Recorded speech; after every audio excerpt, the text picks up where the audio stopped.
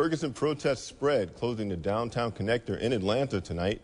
Demonstrators started walking onto the expressway at about 8 o'clock after marching to the state capitol.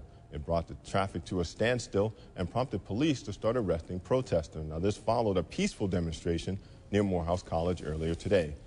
Good evening and thanks for watching WGXA News at 11. I'm David Johnson. Tonight, protests continue in Ferguson in reaction to a grand jury not indicting Officer Darren Wilson for killing 18-year-old Michael Brown.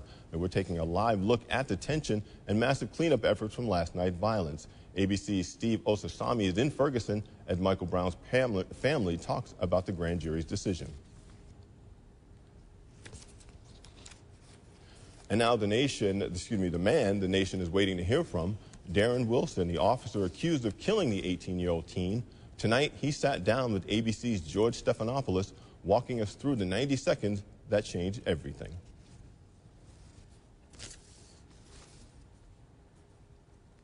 Tonight, Central Georgia parents are talking with their children in Middle Georgia about what happened in Ferguson.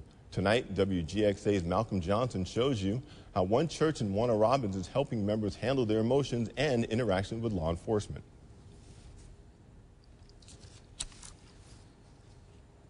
Tonight, Bibb County leaders are remembering a case where an unarmed black man was shot and killed by a Macon County police officer. Now, in this case, Officer Clayton Sutton was cleared of any wrongdoing in the death of Sammy Davis Jr. WGXA's Noel Saunders shows you that people in the community are still looking at ways to improve community trust. The NAACP in Macon will hold a call to action event to urge citizens to keep the community peaceful. Now, the event will be held in front of City Hall on Saturday at noon.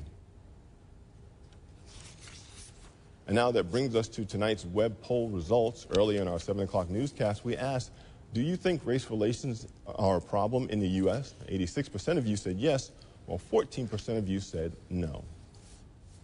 And as Ferguson protest grows from coast to coast, our national correspondents take a look at race relations in America. Are they improving or are they getting worse? Now, that's coming up. But first, let's check in with Chief Meteorologist Jeff Cox. What do we got? 4 people under arrest after an armed robbery attempt in a hotel in Macon. And David Johnson's got the details on that story. David? Thanks, Gavin.